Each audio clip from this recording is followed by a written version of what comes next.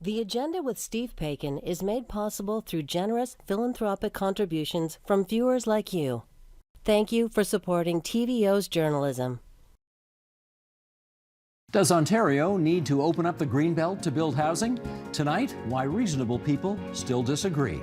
Then, Nam Kiwanuka talks to writer Kelly S. Thompson about her memoir on learning to love, then let go of her sister. It's Wednesday, March 22nd, and that's next on The Agenda.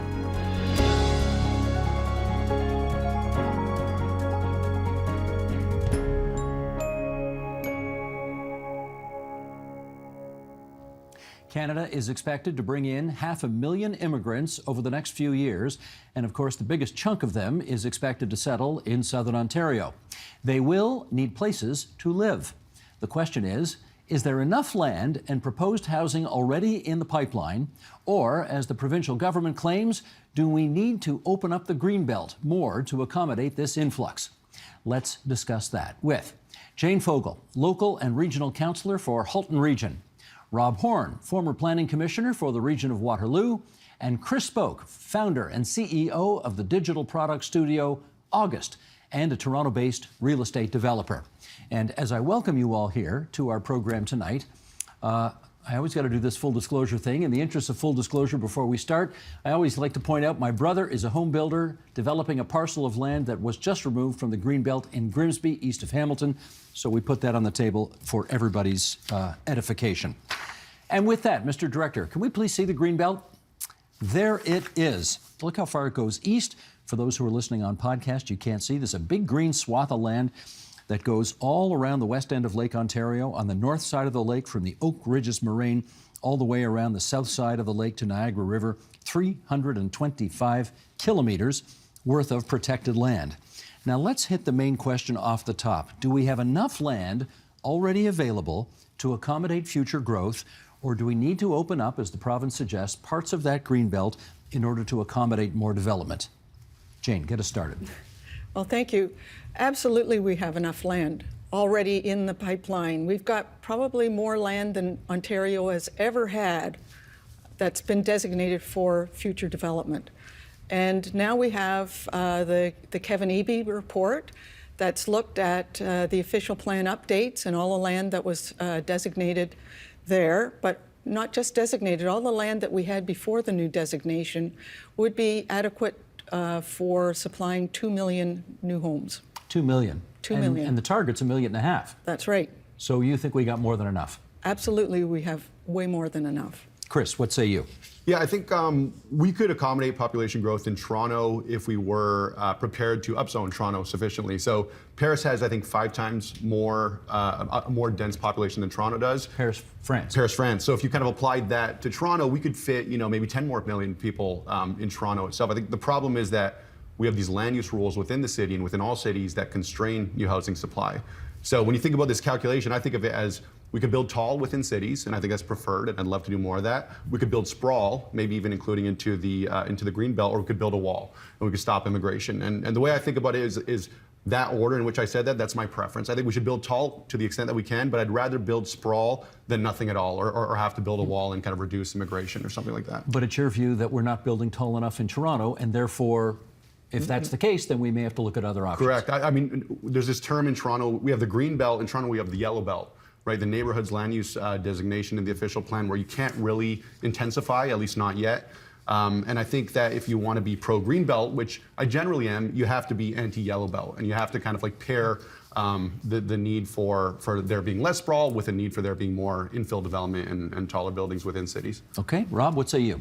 Yeah, so my full disclosure as well, I represent the Regional Planning Commissioners of Ontario at this table as well, which is basically the planning chiefs for the single tier cities and regions, and they represent about 80% of the population. The short answer is no.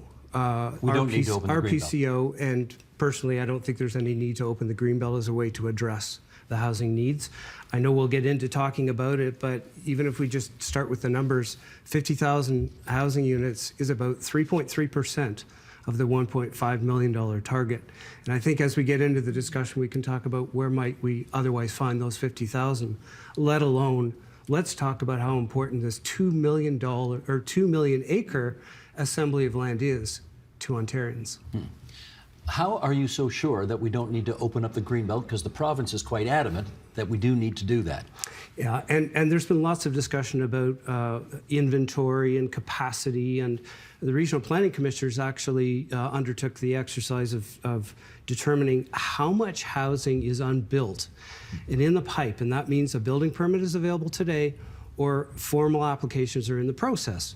Our number was 1.25 million housing units, which represents 85% of the province's 1.5 million unit goal. That's in the pipeline already? In the pipeline or approved. So this is year 2 of the 10-year program. Okay. And we sit at 85%. I get you, but you know the expression, just because it's happening in the paper, just because it's happening on paper doesn't mean it's happening on the ground. Absolutely. And our PCO's contention, PCO's is what? The Regional Planning Commissioner's contention, mine as well, is we need to stop focusing on numbers. We need to start focusing on getting shovels in the ground. All right, that takes me back to Jane. You know that the province has suggested that some municipalities are not fast enough with their approvals. They're gumming up the works. There are too many regulations. There are too many development charges and so on. And that's slowing things down inordinately so. What do you say to that? Well, I think that we can do better, for sure. But you have to also realize that developers have this pipeline, as Rob was saying, and they have building permits and they're not building. Like, why not? Well, like a business that it needs that pipeline to keep steady business going. You know, you've only got so many workers and so much product. You want to have it all lined up, and that's the pipeline. So they're building a lot of houses now. Then they've got the permits. That'll be the next houses. Beyond that, we've got the land it's got planning done on it, but they haven't pulled any permits yet, but they will get to it. And on down to land that's designated residential that we haven't planned yet. So it's this huge pipeline is moving along. But we can't make the builders build faster than they want to. Well, let me take that to Chris. You know, we do have a bit of a labor shortage here. We do have higher interest rates now than we did a few years ago. Mm-hmm. Are those things and other things combining to slow down what's going through the pipeline? Yeah, I think so. And very timely, there was a piece published at TVO.org by Steve LaFleur and Joseph Filipowicz on this question, like how many of these units that are in this pipeline as being deemed, an application was been made, but they're not yet under construction, so where exactly do they sit? And what often happens is the slower the municipal entitlement process is, the longer it takes, the higher you are, the higher the risk is that by the time you're at the end of it, your pro forma no longer works, right? There's construction cost escalation that are way beyond what you budgeted for. You have interest rate hikes that are not what you anticipated. I mentioned that when I'm not, or you mentioned in my intro that when I'm not building websites in my day job, I do infill development in Toronto.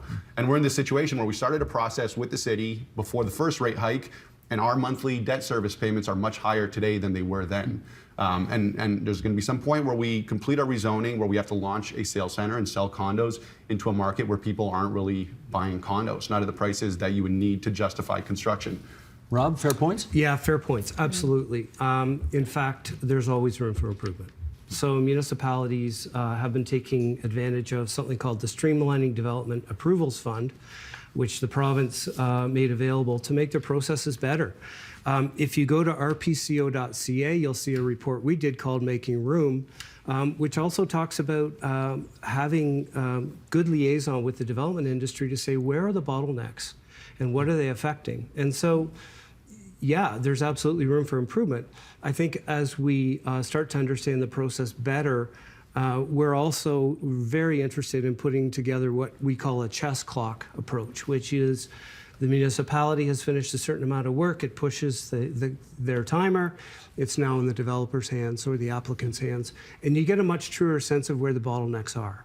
Well, Chris, explain this to me, though. If the idea is to get stuff built faster, how can it possibly be faster to build in what used to be the Greenbelt when none of that land is serviced yet? Yeah, well, one big reason, nobody lives in the Greenbelt. Therefore, there's no community opposition in the Greenbelt.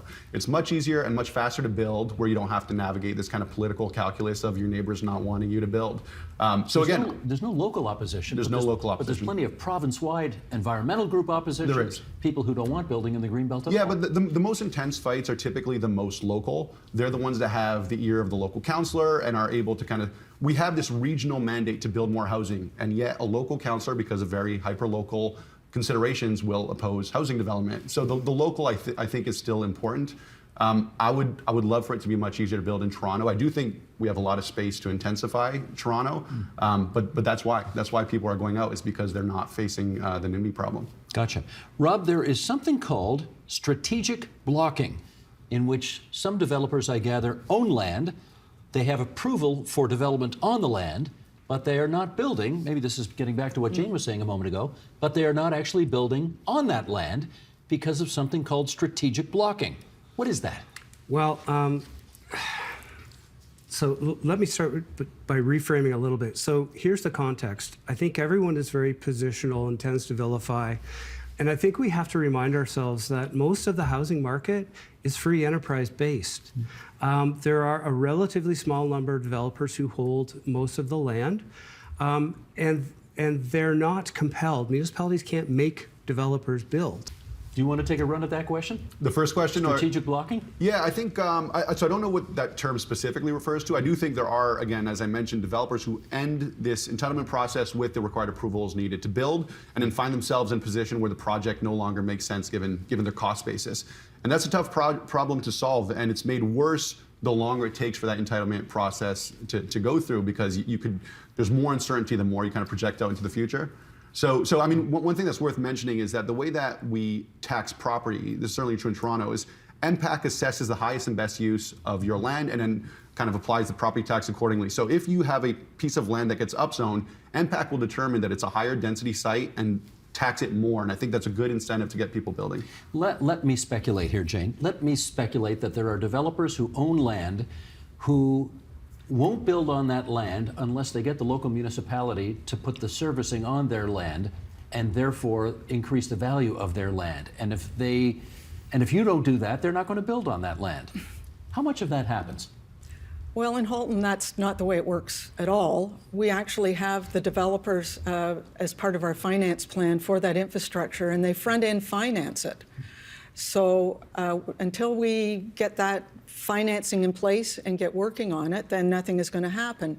But as soon as that gets built, they have built that infrastructure, so they want to get building. Okay, I guess what I mean is, should there be a clock? You talked about a chess clock. Should there be a clock that starts once a developer gets approval to build on a land, so that they can't just sit on it for as long as they want to?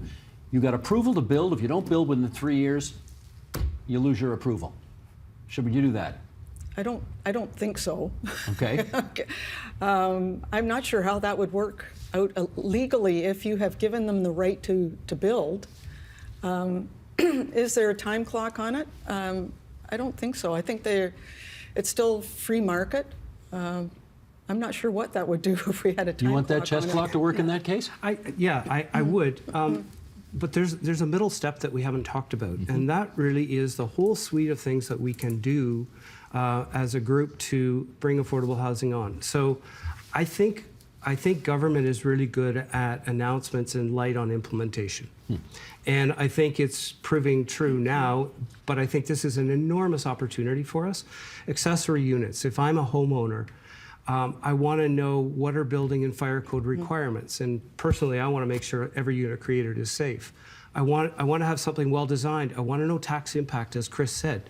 So help me unlock the potential in my property. Secondly, we are talking about a much greater scale with the amount of immigration that is expected. And let's be honest, most of it's probably going to be Ontario and BC based.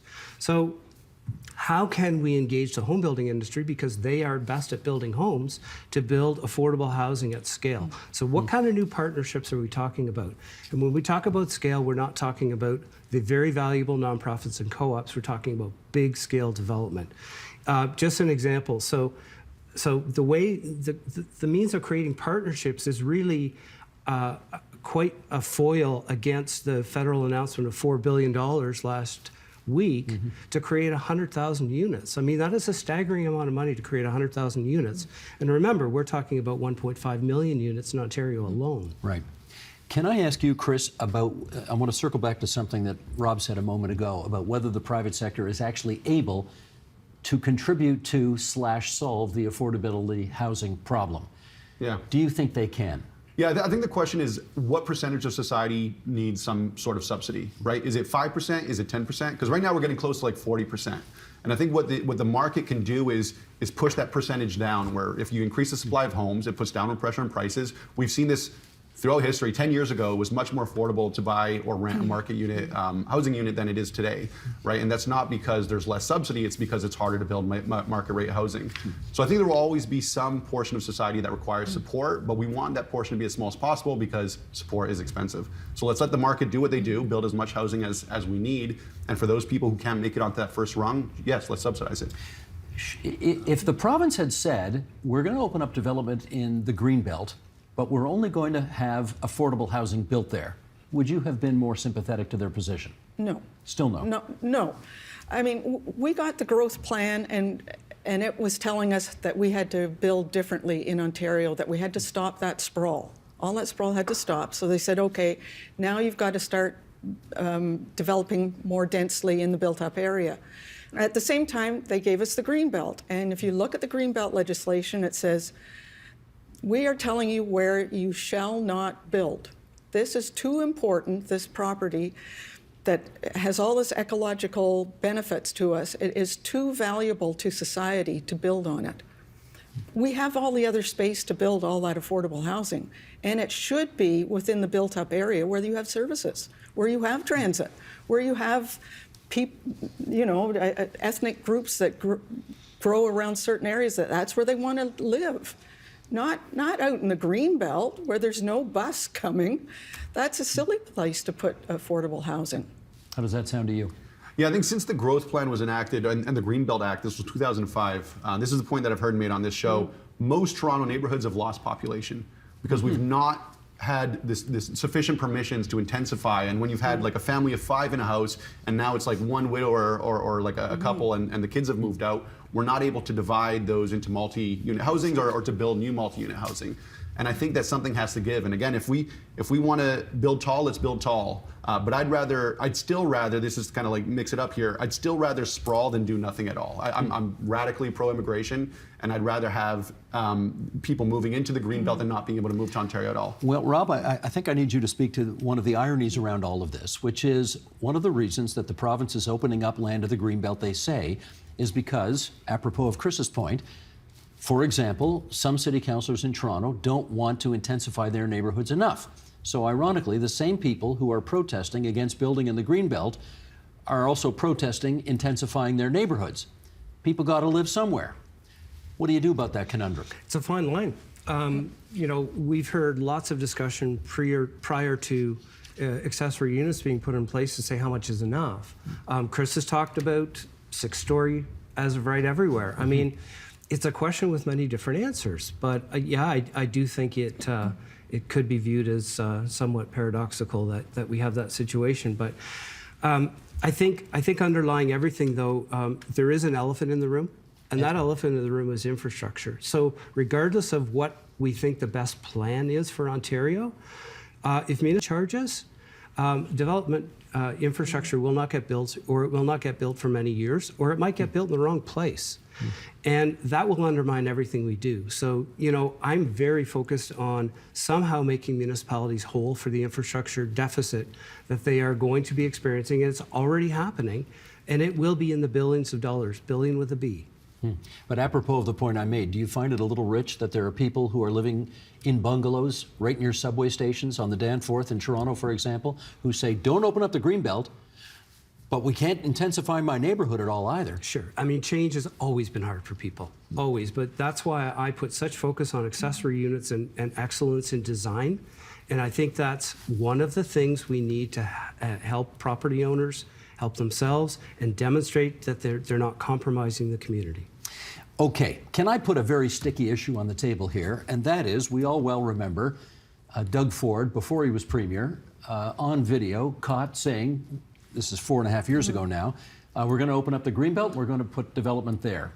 And then the reaction by so many people in society was so negative, he said, okay, I've heard you, we're not going to do it.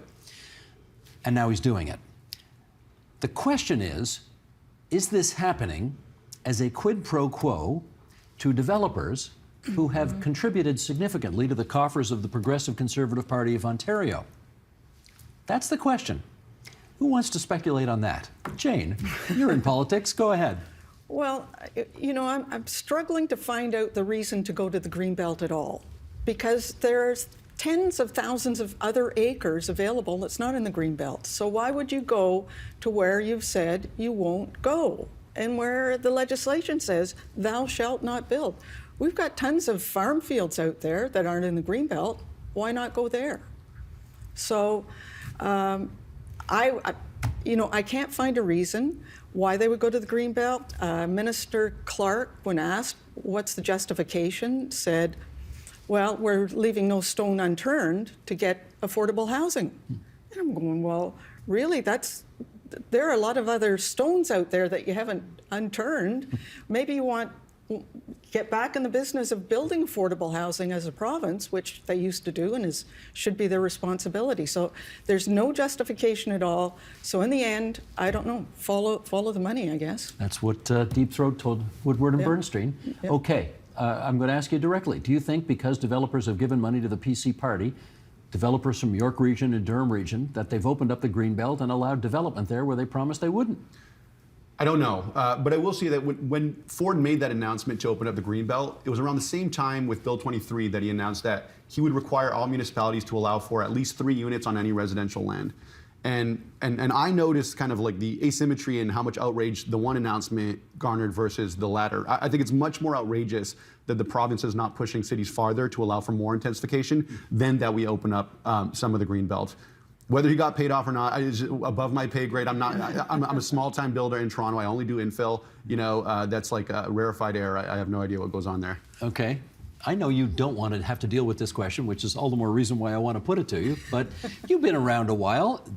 No one's got any evidence or no one's got a smoking gun that said developer X contributed to the PC party and therefore Doug Ford changed his mind. But he did say 4 years ago, I've learned the lesson about this Greenbelt thing, and therefore there won't be any building there. And now there is. What do you think happened?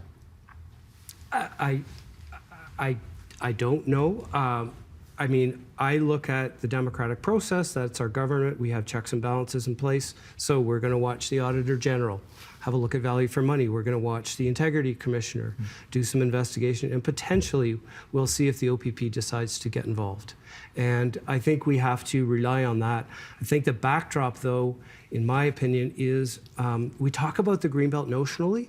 The Greenbelt is really important, and people should understand it's important for really vital functions. We just finished a pandemic, or we're in the process of winding one down or winding along in a different way. We learned a lot about domestic supply chain, especially food supply chain. The Greenbelt's, you know, it's rich in agricultural potential. Secondly, I do worry about catastrophic events. I worry about water drawdown. I worry about water contamination. And I worry about the magnitude of impact that something quite catastrophic, as I say, would be on the Greenbelt. But, you know, my contention is that there are checks and balances in place. There are processes that are going to happen. And I will look forward to seeing the outcome of that. As will we all. That's Rob Horn, former planning commissioner for the region of Waterloo. On the right-hand side of the table, Jane Fogel, local and regional councillor for the region and municipality of Halton, and Chris Spoke, founder and CEO, Digital Product Studio August, and a Toronto-based real estate developer, on the other side of the table. Thanks, everybody, for coming into TVO for this conversation tonight. Thank you. Thank you.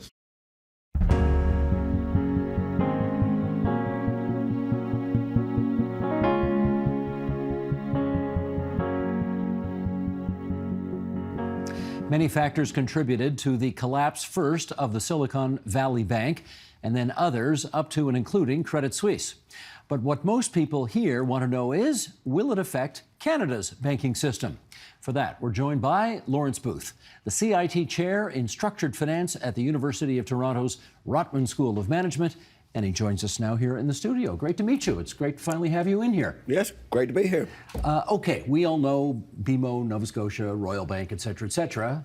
Silicon Valley Bank, is it different from all of those banks that we know here? Fundamentally, very, very, very different. How so? Most Canadian banks take in lots of little deposits from us, and they make loans, which is, of course, the business of banking. Silicon Valley was taking in very big deposits, mainly from tech companies in California that would go public and raise some money from venture capitalists.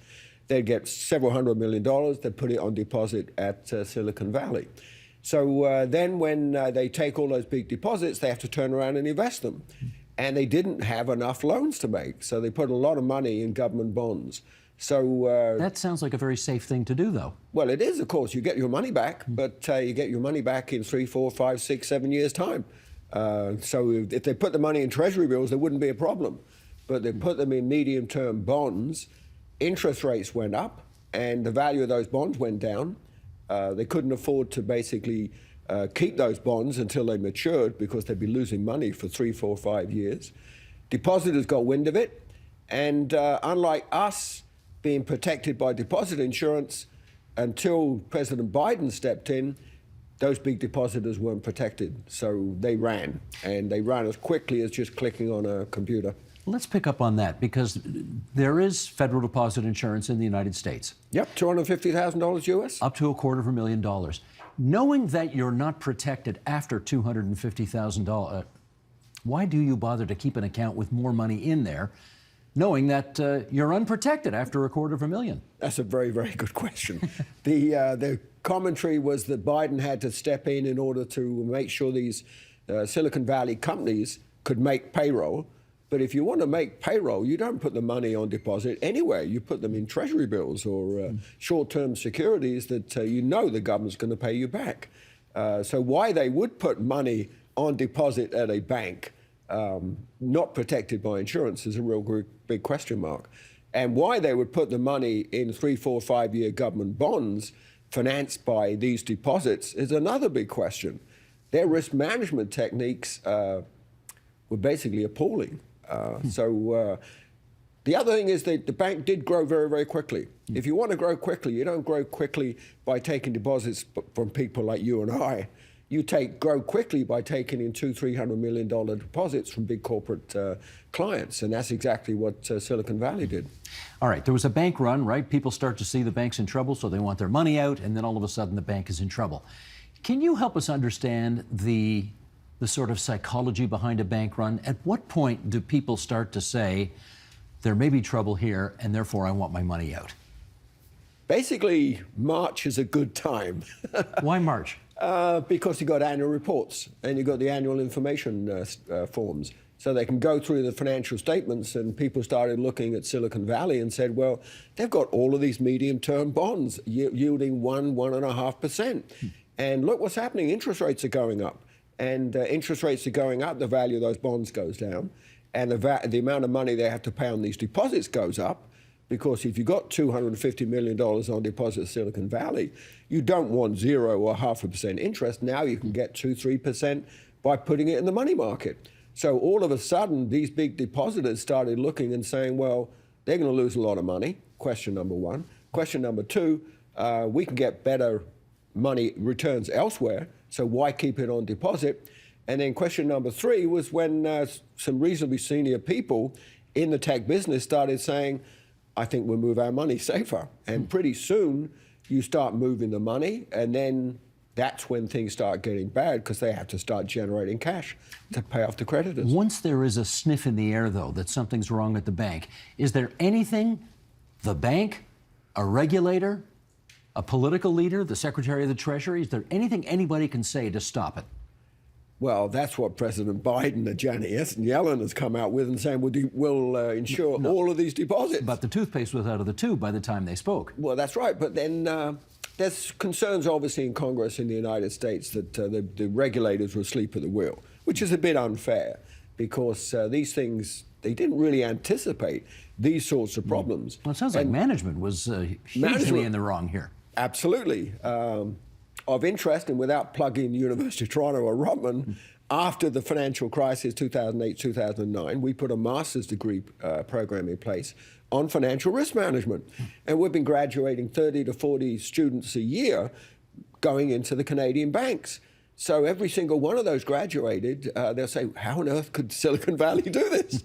It sort of runs counter to all of the basic principles that we teach our students. Because your grads know better than to allow this to happen. Absolutely. You don't borrow short and lend long. This has been the recipe for financial disasters in the United States for the last 40 years. Well, of course, one of the reasons we wanted you in that chair right now is to find out whether what has transpired in the United States could leak over the border. Is there any reason to believe we could be infected by this virus?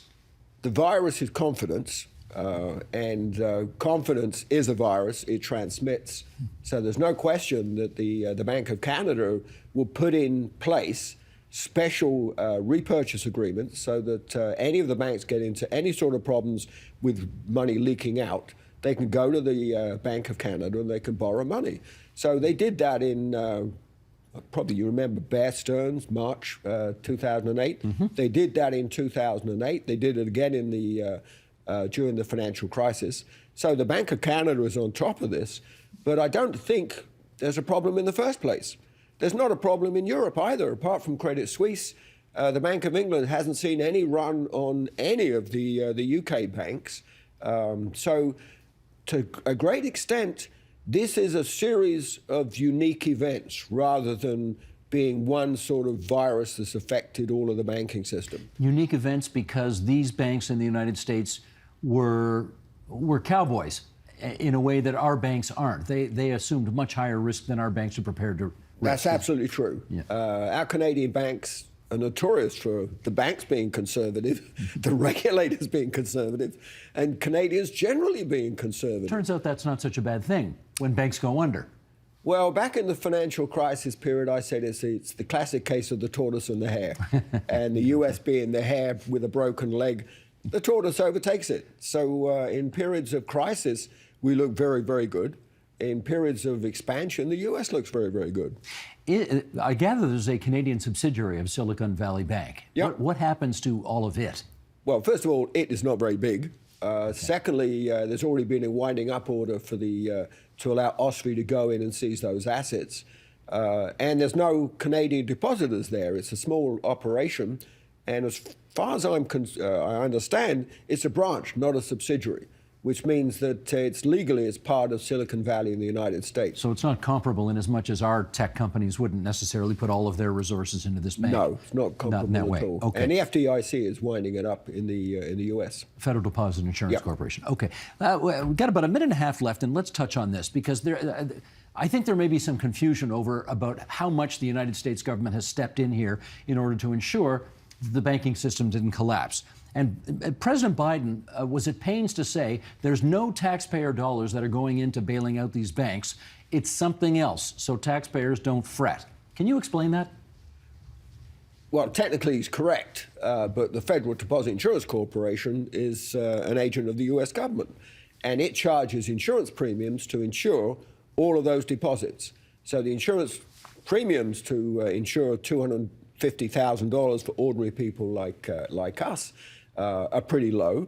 If it gets hit with a huge amount of losses, it's going to have to hike those insurance premiums. So it may not be the US government, it's basically going to be a lot of small savers in the United States that effectively, when the banks have to pay higher insurance premiums, they're going to be yet another increase in fees. So technically, he's being accurate when he says taxpayers are not bailing out the banks. It's not the taxpayers, but I mean, ultimately somebody has to pay. And it may not be the taxpayers, but maybe the general public in the United States, that everybody has a deposit at a bank. Gotcha. Lawrence Booth, great to have you from the Rotman School here at TVO tonight. Many thanks. My pleasure.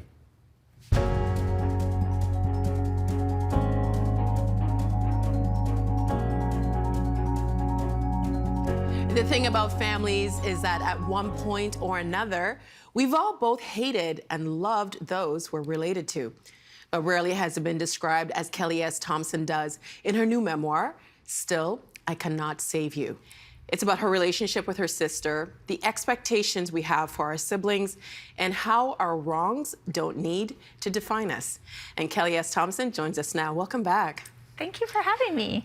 So I'm just gonna let the audience know that I will probably cry at some point. Me too. In this conversation. It was really hard to read this book without tissues, lots of tissues. What was it like for you to emotionally write it, to relive those experiences? I mean, I think sometimes we have this vision of authors just sitting and typing away and sobbing, but that really was me. I mean, I would close my computer and my face was swollen every single day. I think my family has been sort of wondering why I would want to linger with it so much. Why do you want to write about this? Because it was horrible the first time. Why do you want to linger with it now? But I was really determined to find some beauty in it. And I often think about who needs this book, like who's at the other end needing this book. And that motivates me to keep going even though it's hard, so. But your sister wanted you to tell this story. She did. And she said to you when she was in hospice that, I want you to tell all of it, even the ugliness. Yes. So what do you think we get? Because I was just saying to you before we started taping that sometimes when you read memoirs, it's hard for us to be critical with ourselves, but you were very hard with yourself. So what do you think we get from writing about the ugliness? Well, I remember when my sister died, I was really craving a book that would linger in the moments of when the person died or when people behaved poorly, because we have this real tendency to gloss over those moments because conflict is hard and we don't like to sit with it. But I really believe the power of a really good true story is one that looks at those really dark moments. And the requirement is that I'm gonna do the same to me and treat myself as a character as I would everyone else in the book. Or the reader has no reason to trust you. They don't trust that you're telling a true story if you don't also accept the moments where you were flawed. Because realistically, no one's all hero and no one is all failure either. We have all these spaces in between, and that's where I think story lies, in the gray. And we go on that journey with you because your perception of your sister changes with different life experiences. We have a picture of the two of you, and it is so adorable. Can you tell us what your relationship was like with your sister Megan when you were kids? Megan was just everything. Look how cute she was. Is she giving you a headlock? I like to think she's not. She's also weirdly wearing a negligee, which feels somewhat inappropriate, but she loved to play dress up. Megan was the sister that you hungered for. I was chronically shy, did not make friends well. And when you're in a military family like we grew up in, where everyone's sort of cycling in and out of your life all the time, when you're shy and quiet, it gets pretty lonely. Megan would let me play with her all the time, even though she was 3 years older than me. She didn't pick on me. She didn't make me feel small. She welcomed me at every turn. She was the sister everyone would have wanted. Well, you have a line. I mean, you have a lot of writing in this book that just kind of takes your breath away. But there's a line that's quite profound. You write, "It is such a special sort of pain to love someone you don't like very much." You talk a lot about how likable your sister was to other people. Yeah. Why not with you? Megan got addicted to various drugs when she was younger, around teenage time. And she made a lot of really difficult decisions. She was stealing from us. She was stealing from me. She was calling me at all hours. And at this time, I was also an officer in the forces. So she was, at some cases, putting my career in jeopardy. And I was angry. But I also didn't understand. I didn't understand addiction and the effort that I made as I got older to understand the complex nature of addiction and the behavior that people will enact in order to feed that addiction. So she was really hard to love. She was not a great person, but then it was also part of going, well, sometimes neither was I. And she loved me back too. So, but it is really hard to love someone who you have to separate yourself from for your own safety and sanity, which is what I eventually had to do. Well, you reach a crossroads and you make this really, I'm guessing, a very difficult decision. You testify in a trial against your sister. Mm-hmm. Why did you decide to do that, and what was the impact to you? My family was really brushing a lot of her behavior under the carpet, and she'd been stealing from a lot of different people in her work. And it was more so she had an agreement with the judge, so I didn't have to go to a trial, but she wanted me to speak in her favor. And my parents kept lying and paying people off and trying to fix it, but it wasn't fixing it. And I knew that if she didn't actually get some help, if she didn't really see how bad it was never going to stop.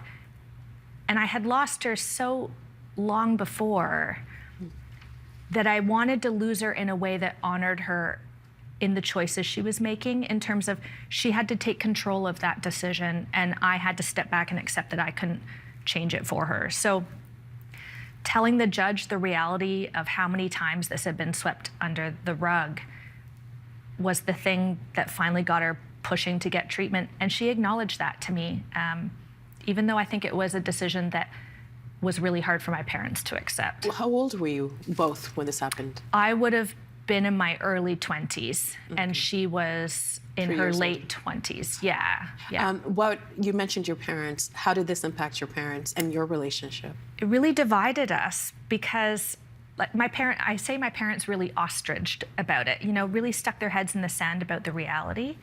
And it was funny, maybe a couple years ago, and before she had died, and my dad said, well, it was really bad, your sister's addiction. I was like, yeah, I know. That's what I was saying all this time. Because we had shared friends, and I knew how bad it was. And I knew, I heard people talking, whereas my parents weren't part of that world. Mm-hmm. And because she was calling me and kind of playing that sister card to have me keep things quiet. Mm-hmm. And I just couldn't do it anymore. And I was exhausted. But it definitely pitted me against my parents often, because they tended to think I thought the worst of her, but of course I didn't. I loved her more than anything. I just wanted her well. Why do they think that, though? I wonder if it's potentially sometimes because Megan had cancer when she was younger, as a baby, and they were very close to losing her. Mm. And I think there's a special sort of tenderness for almost losing a child. Whereas I was always a overachiever, and really studious and really got things done. I was sort of the responsible one. You were okay. But to my own detriment sometimes, I think. When you think back during that time, what was it about you to make that decision? Because I just keep thinking you were really young. I remember being in my 20s where it's just about self. And you had to make a decision that impacted your relationship with your sister, your relationship with your family. And what if it didn't work out? What if she still went down that road of addiction? I had to know that I did what I thought was best for her. And I'm honest in the book too. I wanted to be right. Like, I wanted to not be the horrible sister. I wanted to be the one who was really cognizant of what was going on and trying to take a stand to change it. I think if I hadn't spoken to the judge, I always would have wondered, even if she continued on that path, at least I held a firm line in terms of I was going to support groups, and I was trying to read all these books, and I was going to Al-Anon for families, trying to understand how to support her. And I had to recognize supporting my sister had to be from a distance, because it was the only way that was safe. Mm-hmm. And continuing to enable her was doing nothing. Your relationship with your sister changes for the better after she had her first child. What happened? I think Megan finally started to recognize there were people outside of her own sphere, because she suddenly had this little one that she wanted to give everything to. Mm-hmm. And I had something out of my own sphere, because I was in my 20s, and I came together, and I ended up seeing her, and seeing my nephew for the first time and going, oh, this is what it's about. Mm. It's about family. It's about so much more than us. It's about this next generation. It's about legacy. It's not all about me and what's making me upset today. And sometimes you have to forgive and move on if the person's making the right reparations, I think. Well, your sister becomes pregnant with her second child, and then probably the worst news ever. What happens next? It was a pretty impossible day. My sister had been in hospital for quite some time because she had kidney cancer as a child. She had a lot of scar tissue in her abdomen. So she'd been in hospital and they thought the baby was catching on the scar tissue, but it turned out it was a massive cancerous tumor and the baby had been hiding it the whole time. So we found out ironically, a day I also found out I couldn't have children. My husband was deployed overseas for a year at the time, and she had the baby about 7 weeks early, I believe, and then found out about the tumor. How soon did you realize that it could be the end? Immediately, for me.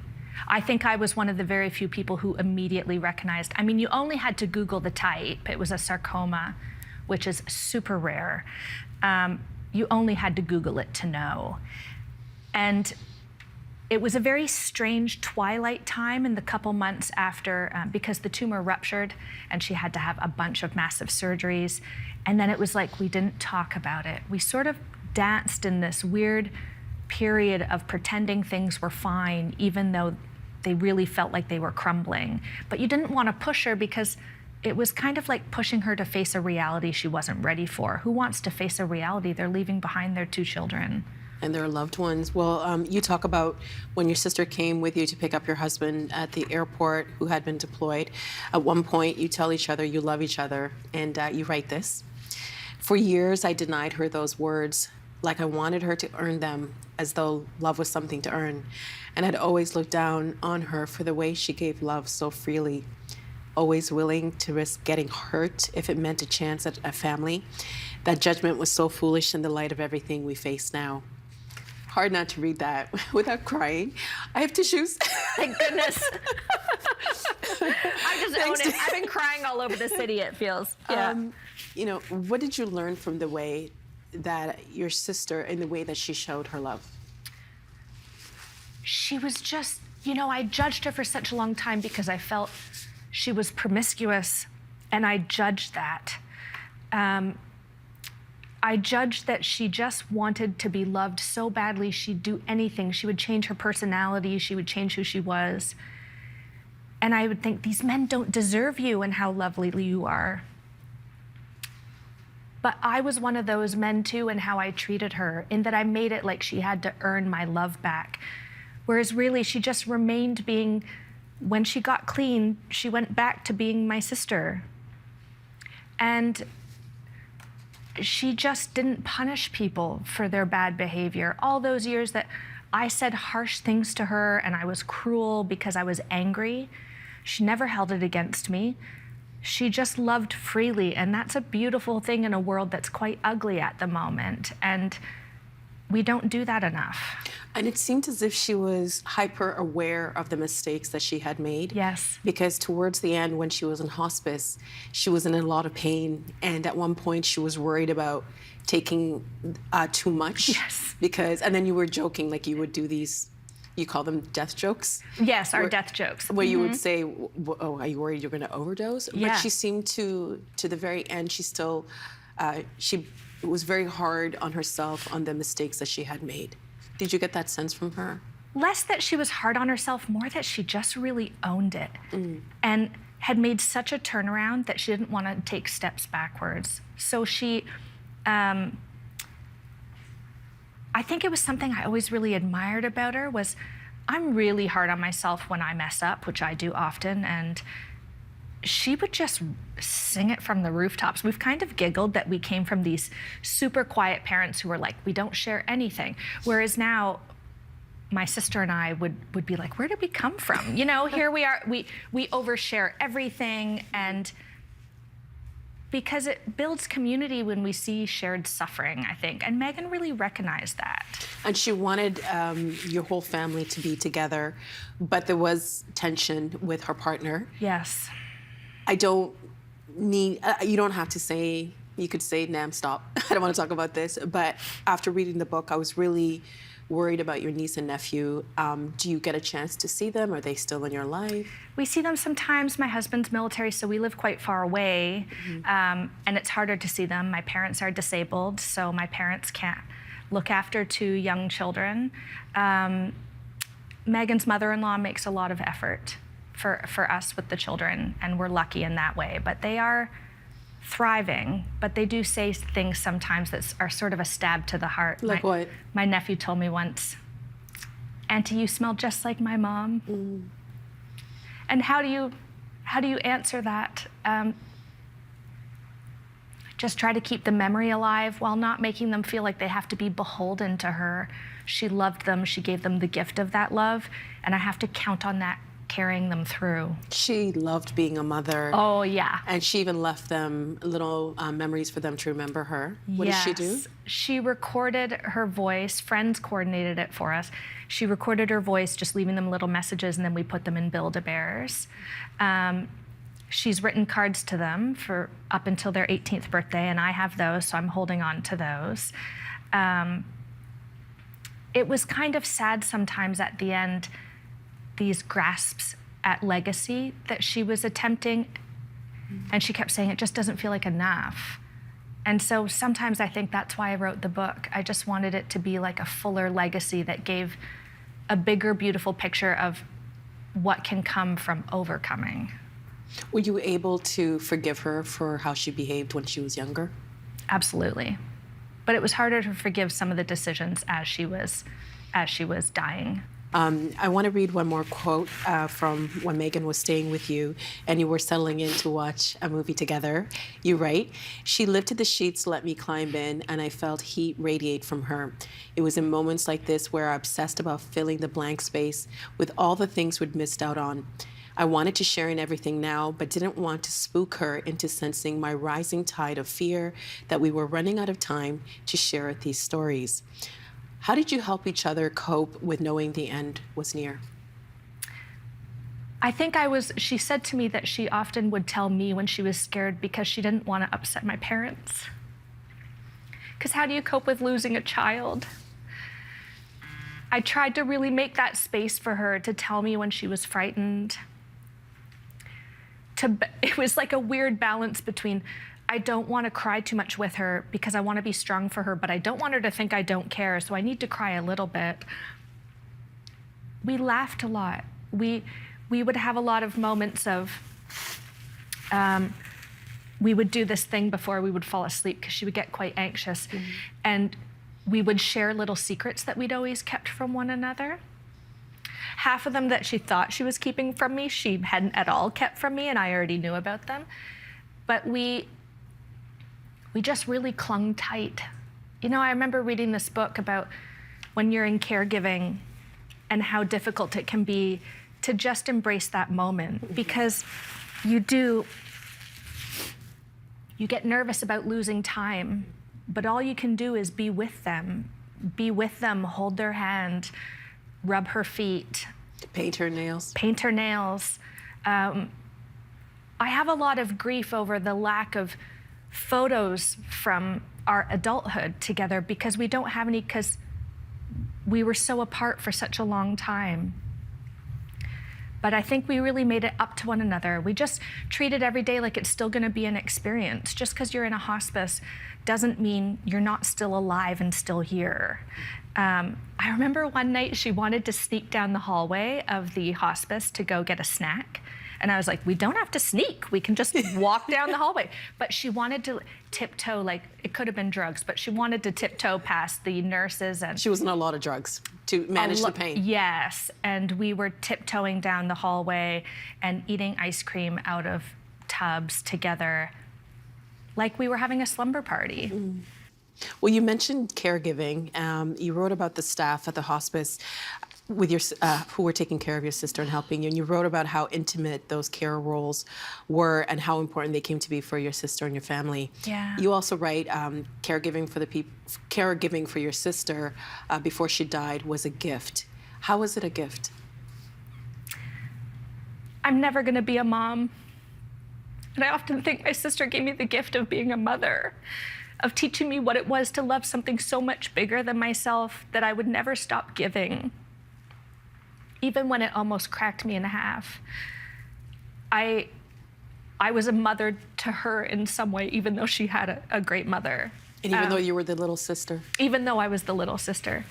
And she she joked about that with me once, and because I was at a point where I was holding bags of her vomit and having to wipe her and bathe her. But there was this really beautiful intimacy. What does it say when you've had this, when you have love where you know it's going to be so horrid when they're gone just because they're not there? That's loving well, and that's a gift that helped me to move through the grief. When did you lose Megan? She died on August 17th, 2018, after about 6 weeks in the hospice. And the nurses actually, I just had a fundraiser there with the book. We sold the book there. But the nurses, I was filming another show to promote my first book, and it was live. It was The Social, it was live. And I show up, and all the nurses were in the audience. And you know, that's family that you've made. They've lived this life-altering thing with you. And so it's another part of the gift that if it's going to happen, it's going to be horrible anyways. You have to just embrace the little parts of beauty that have come from it. She was so proud of you. She went to one of your lectures, and she was just beaming. Yeah. And throughout the book, she was writing about how she wouldn't be around for when your first book came out. Yeah. And she also left you notes on her phone to listen to after she passed away. It felt like she was just kind of like, what did that mean for you to be able to hear her voice after she had passed? I had asked her to record something she wanted me to hear in particular. And I was sitting with her, holding her hand. And she just kept telling me over and over that she loved me. And in the audiobook, actually, it's my sister's voice that they've used of her saying that recording when I write about it. And when I'm having a really hard day, I just put it on and I'm reminded she was just my biggest fan. If I would write, I wrote something and it was in Maclean's, and she went around screaming like, I'm in Maclean's, and she was so excited. And just everything I did, she worshiped it. And it was almost embarrassing because I didn't feel I deserved it. But she always reminded me that I did. And coming to see me teach that one day was like this culmination of, in some way it felt like she knew she could go because I was gonna be okay. I at least would be okay, and we would work together for us all to be okay. There was a lot of comfort there. I mentioned that she wanted you to write a book about your relationships. Yeah. What do you think she would think of this book? She would love it. She would absolutely love it.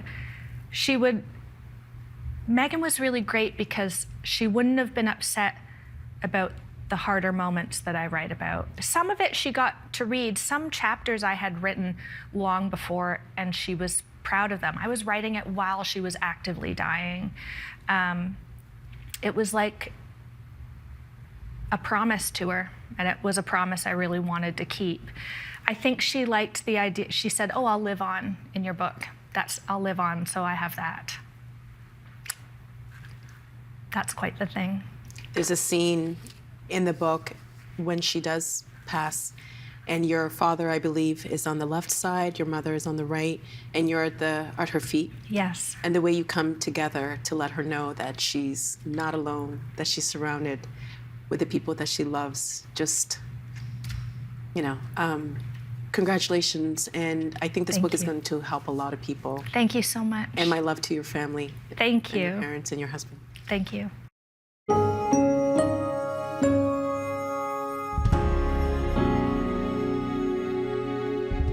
And that is the agenda for Wednesday, March 22nd, 2023.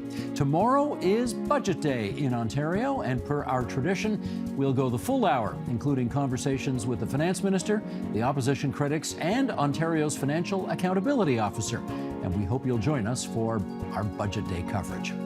I'm Steve Paikin. Thanks for watching TVO, for joining us online at tvo.org, and we'll see you again tomorrow. The Agenda with Steve Paikin is made possible through generous philanthropic contributions from viewers like you. Thank you for supporting TVO's journalism.